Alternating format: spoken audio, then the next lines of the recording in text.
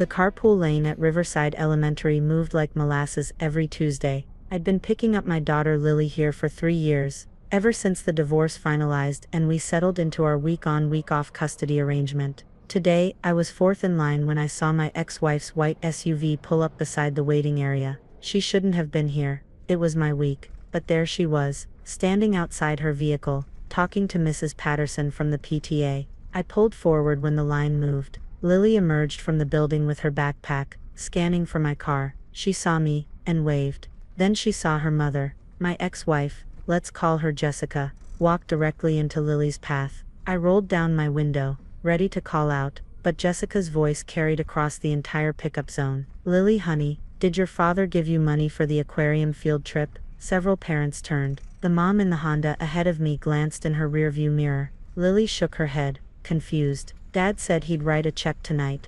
Of course he did. Jessica's voice pitched louder. He can't even afford your field trip. That's why I'm here. I already paid it. The words hung in the humid afternoon air. I watched Lily's face crumble. She was 11 years old, standing in front of her school with her mother broadcasting her father's supposed poverty to everyone within earshot. Mrs. Patterson looked uncomfortable. The parents nearby had stopped pretending not to listen. I put the car in park and opened my door. Jessica, this isn't the time. When is the time, David? When our daughter misses another activity because you're too proud to admit you're struggling. Lily was crying now, full tears, the kind that would haunt her at school tomorrow when her classmates remembered this moment. I walked over and put my hand on Lily's shoulder. Let's go, sweetheart. I'm not done talking, Jessica said. Yes, you are. I kept my voice level. Lily, get in the car. As my daughter walked toward my sedan, I met Jessica's eyes. She looked triumphant, satisfied, like she'd won something.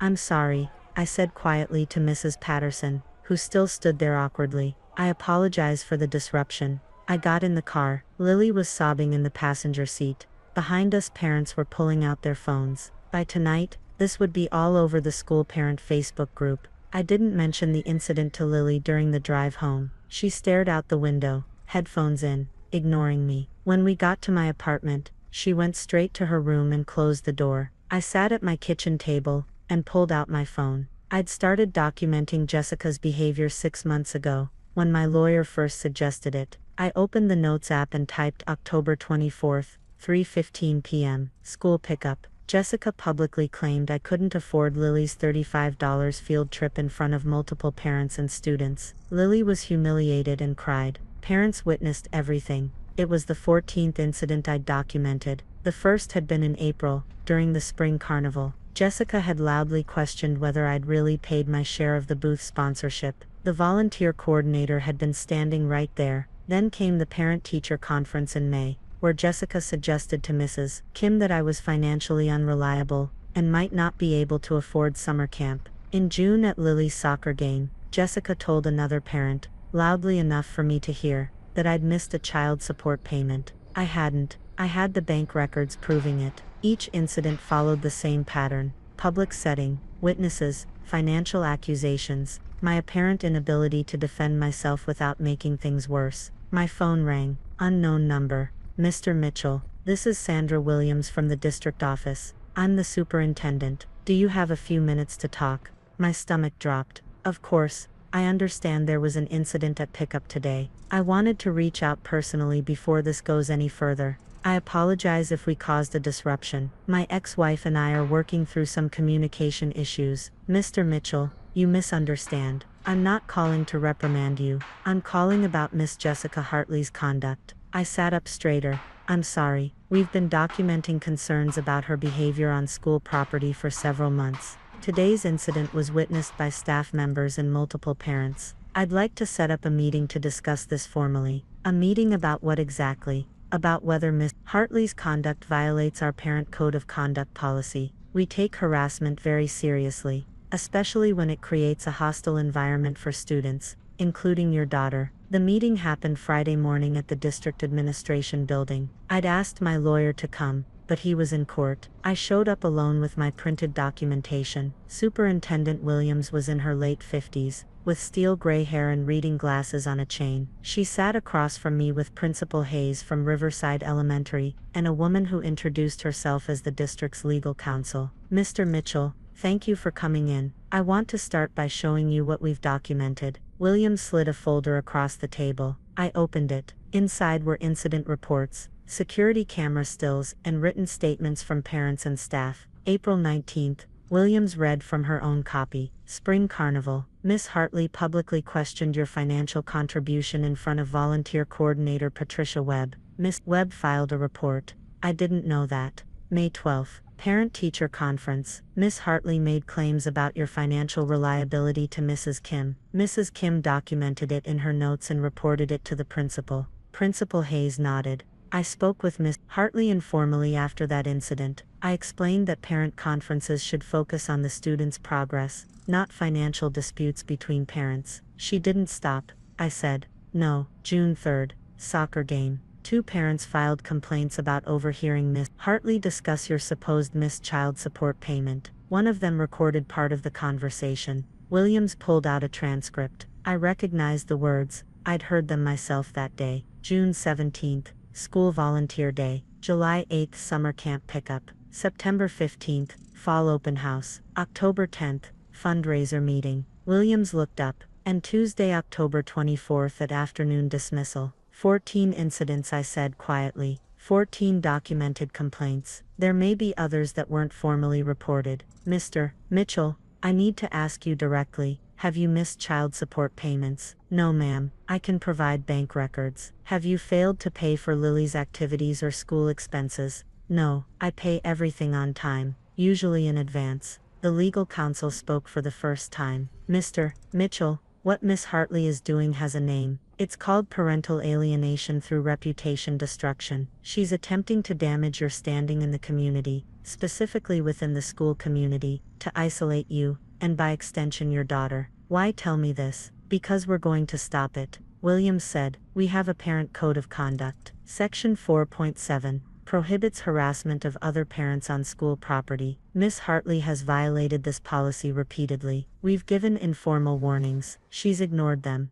What happens now? We're issuing a formal violation notice. Miss Hartley will be prohibited from school property for the remainder of the academic year, except for scheduled parent-teacher conferences in a supervised setting. She cannot attend pickup, drop-off, volunteer events, or school activities. I stared at her. You can do that. We can, and we will. Additionally, we're providing all documentation to the family court. Your custody arrangement includes a provision about maintaining a cooperative co-parenting relationship. This evidence suggests Miss Hartley is violating that provision. Principal Hayes leaned forward. Mr. Mitchell, Lily's counselor has been seeing her weekly. Your daughter's anxiety has increased significantly over the past 6 months. She's stopped participating in class discussions. She's withdrawn from friends. Yesterday, after the pickup incident, she spent an hour in the counselor's office. I didn't know it was that bad. Children hide their pain from the parent they're trying to protect, the counselor said gently.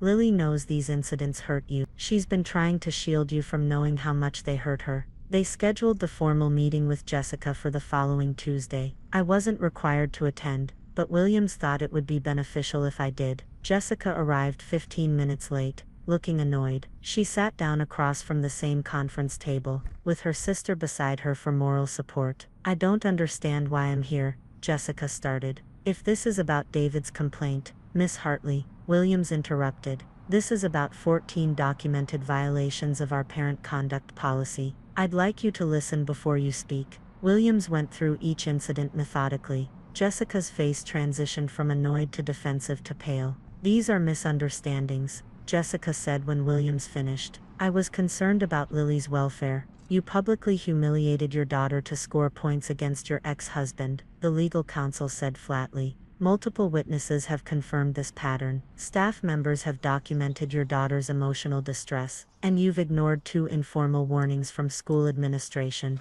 I have a right to be concerned about my daughter's father's finances. You have no such right. The legal counsel slid a document across the table. Mr. Mitchell's financial records, every payment made on time, every activity paid in advance, every expense handled appropriately. Your claims are demonstrably false. Jessica looked at me for the first time. I kept my expression neutral. Here's what's going to happen, Williams said. You are banned from school property for the remainder of this academic year. You may attend one scheduled parent-teacher conference per semester in my office with supervision. You cannot attend pickup, drop-off, field trips, performances, or volunteer events. Violations will result in trespassing charges. You can't do this. We can, and we are. Additionally, all documentation is being forwarded to family court. The court will decide if your behavior constitutes parental alienation, and whether custody modification is warranted. Jessica's sister put a hand on her arm,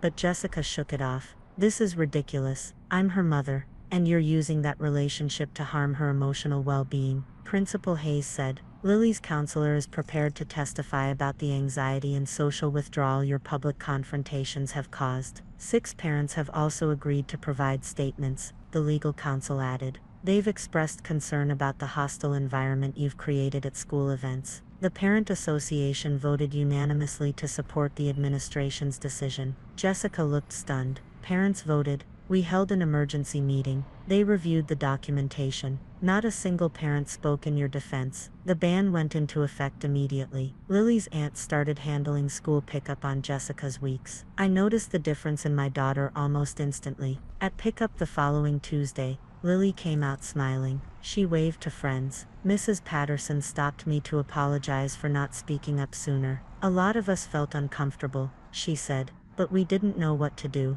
We're glad the school stepped in. 2 weeks later, I got an email from Jessica's lawyer. The subject line read, Custody Modification Discussion. The email proposed mediation to revise our custody arrangement. Jessica's attorney suggested that in light of recent school district findings, it might be beneficial to establish clearer boundaries around co-parenting communication. I forwarded it to my lawyer with a single question: is she offering me more custody? His response came back within an hour: yes. The school documentation spooked her.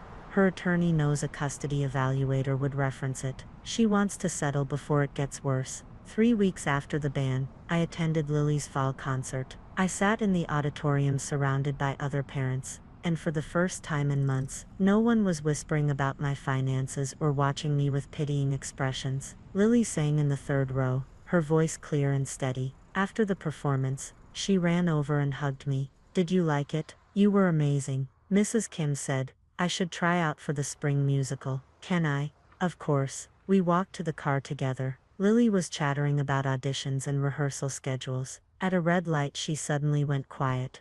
Dad, yeah, I'm sorry I believed Mom sometimes. About the money stuff. You don't need to apologize. You're 11. You trusted your mom. That's normal. But you never defended yourself. You just let her say those things. Because I was waiting for the right time. Fighting back in a parking lot wouldn't have fixed anything. It would have just made things worse for you. The school fixed it instead. They documented it. Big difference. I couldn't prove what was happening by yelling about it. The school could prove it by writing it down. She thought about this for a moment. That's actually pretty smart. Sometimes the best response is patience. Did you know they were keeping track?